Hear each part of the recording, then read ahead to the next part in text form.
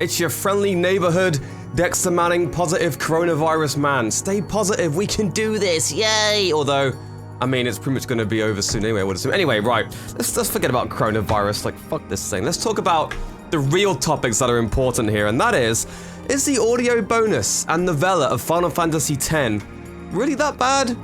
Really? Is it that bad? To the point where everyone's kind of like, this is the worst thing in the world, and crying about it. Now, I have to admit, when I heard the bonus audio, I was like, what the fuck was that? And when I heard about the novella that, you know, but this is big spoilers. You haven't played Final Fantasy X, or you're going to, and not played, same with Final Fantasy X-2, all this other shit, right? Haven't played that, and stop watching right now. Go play the games, they're amazing. 10-2 gets a lot of flack for some reason, but 10-2 is really good as well. And 10 is my favorite game of all time, so I'm a massive Final Fantasy X nerd / fan. So, the bonus audio, in case you don't know, it takes place, oh my god, I completely forgot how long it takes place after the fucking, I think it's about a year. It's a year, I think, after the end of Final Fantasy X-2? Yeah, it is. Okay, so, about a year. And basically, in this audio, it introduces two new characters. There's a girl who apparently is Auron's daughter, and I was like, what the fuck? What is that on my chest? And there's this other summoner guy who's just a bit of a goon and whatever, he's just there, who really cares. Now in this bonus audio, essentially what we kind of learn is that Tidus and Yuna are having a rough patch, you introduce these new characters, and pretty much Sin comes back, right? And obviously everyone's like, freaking out about it, like, oh, this is so shit. And to be honest, the first time I listened to it as well, I was like, this is kind of weird. So, last night, I'm in bed at like 2 AM, because I'm a fucking idiot and I was knackered, but you know, whatever, my brain just wandered. So I'm playing through Final Fantasy X at the moment, and obviously I've played them a lot. I started thinking, you know what, I never actually read the novella. I never actually, and then it got me thinking like, oh yeah, I forgot, you know, they've got this audio bonus thing as well. Like, I wonder what that's like. So, I decided to basically read a synopsis of quite a detailed one of the novella. And then I read, so far I've read half of the actual translation. And obviously it's a translation, so it's going to be a bit iffy anyway. But I tell you what, when I was reading it, it wasn't that bad. The problem is, people say to you, right, by the way guys, this is pretty much how it goes, right? By the way guys, in the novella, Tidus dies because he kicks a bomb, and then they kind of are falling out and not happy together, this, and this, and then it's really stupid, everyone fucking hates it. And then the bonus audio, you know, basically Sin comes back and they break up. Now, if someone told me that without actually reading it and listening to the audio, I'd be like, what? Are you fucking kidding me? That is shit's on everything. But you know what? After reading the synopsis and reading half of the book so far, I can see why people are a bit iffy about it, and I can see why people are iffy on the audio bonus, but I tell you what, they are no way as bad as everyone's making them out to be. At all. Like, this hasn't ruined Final Fantasy X or X-2. No fucking way. I mean, people think X-2 ruined 10, and I don't think so at all. I mean, you get a whole new perspective on Yuna as well. You know, you see more adventures with Riku. There's this whole thing with Shuyin, which I think is really fucking interesting. Him and Tidus are obviously linked somehow. There's just no way that they're not. It's the same voice actor, for God's sake. They look almost identical. Same clothes. I mean, Jesus, there's something there. I don't think they've actually flat out said that they're linked, but they definitely are 100%. I mean, it's like people are like, you know, oh, Squall and Laguna are connected, even though that's been confirmed now. But for years, everyone's like, they might be connected. It's like, obviously, Laguna is Squall's dad. Like, people don't have to flat out say something to confirm it. It's just so fucking obvious. And it's kind of like with this. It's really weird, isn't it? Unless there's like 100% confirmation on something, everyone's like, ah! I don't know. It's just kind of stupid. Anyway, so, after reading it a bit, you know what? It's not that fucking bad. And the main theme, the theme of this novella, and this is why I actually kind of like it, despite apparently everyone hating it, even like, especially the Japanese audience, but they all hated it. I kind of like it, because Tidus has been gone for 2 years, right? He comes back. A lot can change in 2 years. Yuna's completely different now. Riku's different. You know, fucking hell, if I just literally, if I went to sleep now and woke up 2 years from now, Jesus, I would feel like an outcast. I would feel like, what the fuck? The only like connection you've really got, like, is those feelings of like your other half you haven't seen for two years. it seems like most of that novella, from what I've read so far, I've only read like half of it, but I just wanted to talk about it because it's fresh in my mind. I want to get it out there. It just seems about Tidus basically coming to terms with like, shit, like, you know, basically when I transported, I had a goal. It was to get home, and then I met these people. Then now it was to beat Sin, and then he died, yeah? Now that that's done, now what? Like, is he actually that close with Waka? Really? Is he actually that close with Lulu? Is he even that close with Yuna? Like, were they just all friends and unified because they were, you know, working on something together and have a common goal? And that's just that's a truth of life. And they actually explore that in Final Fantasy X-2 Last Mission. Pain, Riku, and Yuna have these exact conversations, which basically allude to this. And I'm guessing, I think it's set after actually the Last Mission. I think the novella. I'm not sure. And I think that's important because I think the problem is people look at a happy ending and go, oh yeah, no, Yuna got Tidus back. They're gonna be happy, whatever. And it's just like, it's almost like the writer's like, you know what? No, that's not real life. Because it isn't. They're not gonna live happy ever after. They're gonna have arguments and not get on sometimes and all this shit. And I fucking like that a lot, actually, for some reason. I kind of like that everything's not perfect and they're questioning if they're even right for each other and all this shit.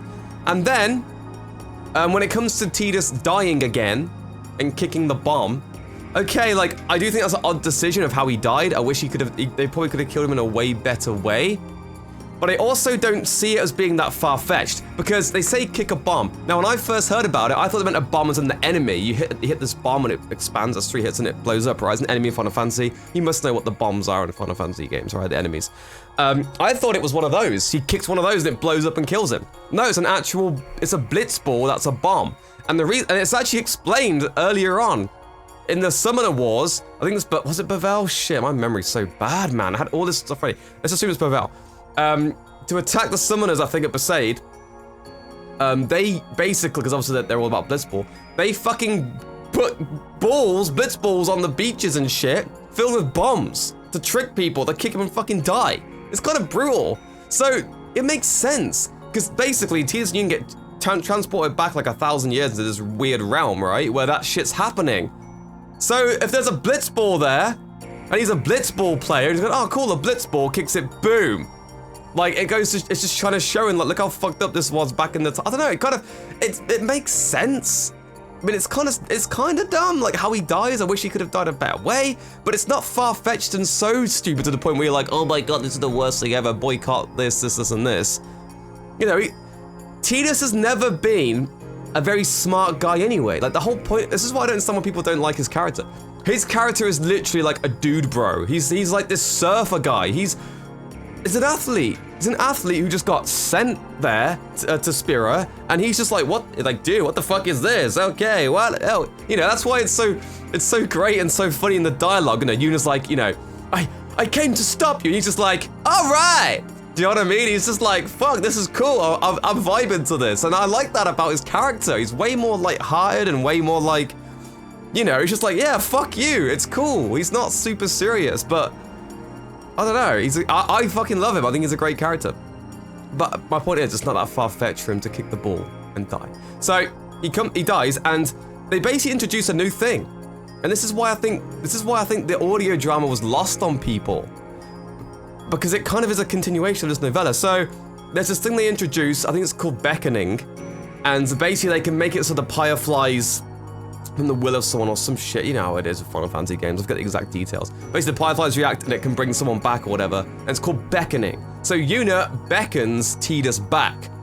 Difference is, if the thing that has been beckoned knows that they've been beckoned. So, for example, if let's say, I don't know, my other half said to me, hey, so you know, you died and I brought you back and you were beckoned and you're like this weird ghost. Because I know that, I would start fading away because it's just a thing. Like, you know that, and like, oh, fuck, and then you kind of realize it and you fucking die, basically, right? That's what Yuna's done. So throughout the rest, it seems like she's struggling with that, and she's like, oh, fuck, and all this stuff, and, you know, Tidus goes back to fucking murder someone so that he can save Yuna. They're basically doing things for each other, but kind of missing the mark together, and it's all kind of, you know, it's a fucking mess. And I like that, though. I like the fact that it's a mess, and their relationships a bit all over the place, and their emotions are over the place. I like that. It's a bit more realistic. So there's that. And then basically the audio takes place after that. So you got to bear in mind, Tidus or whatever, I mean, I don't know why I said that, because his name's Tidus. He's been beckoned, right? So, of course, Yuna's gonna be like, what the fuck? Like, she's gonna be careful about what she says or does, and all this shit, and I would imagine that causes tension. My dog wants to come in. Come on, boy, you can hear him barking. He's going, ruff! He's like, Final Fantasy X, oh, my favorite!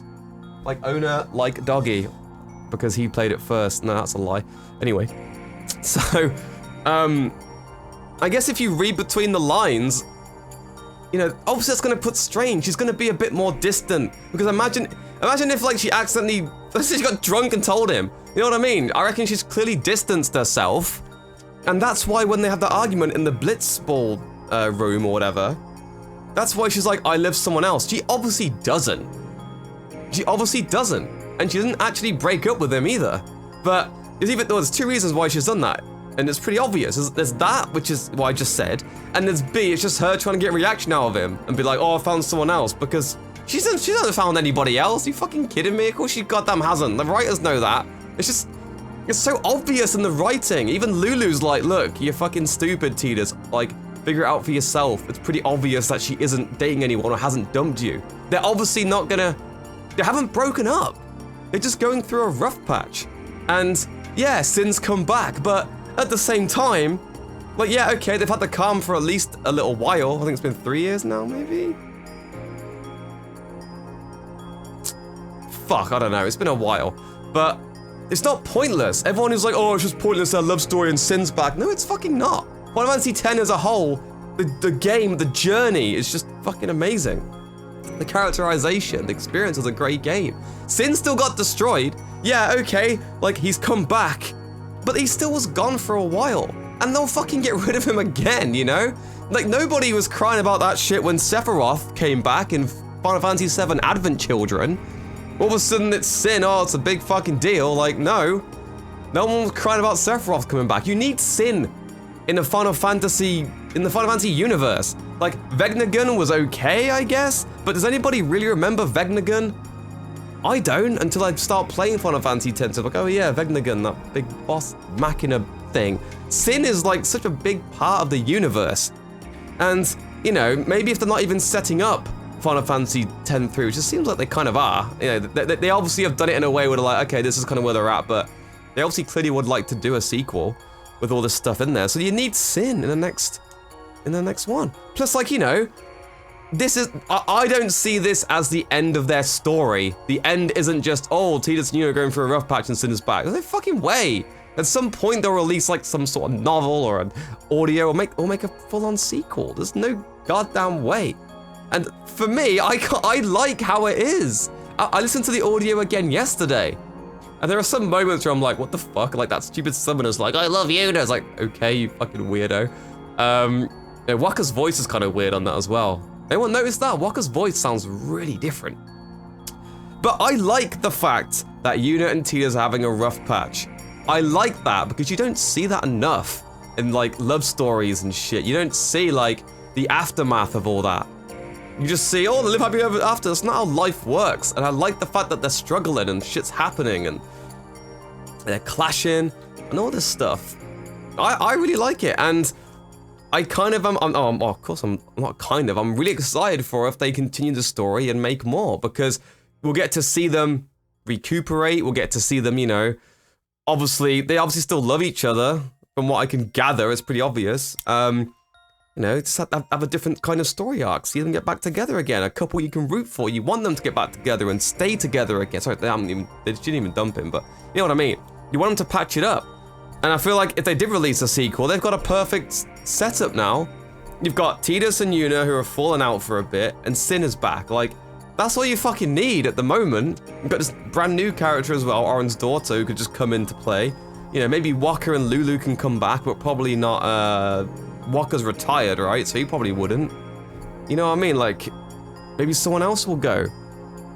Riku would come, maybe Pain would. Do you know what I mean? There's a lot they could do with that, and I feel like that's kind of what they were going for, personally. I mean, it doesn't make any sense otherwise, and I don't think that's stupid where they go, right, this is just it now, and they're kind of in a rough patch, that's the end of everything. There's no goddamn way.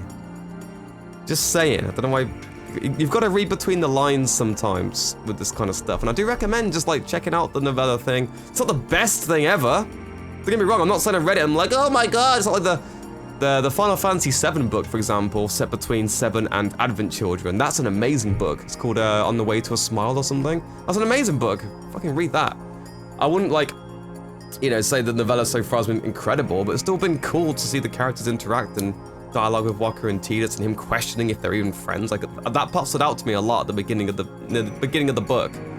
When Wakka like grabs him in the headlock and he's like, hey, and then Tidus thinking like, were we ever this close before? Like, what the fuck? Like, why is he like, he's questioning everything. It's been so long.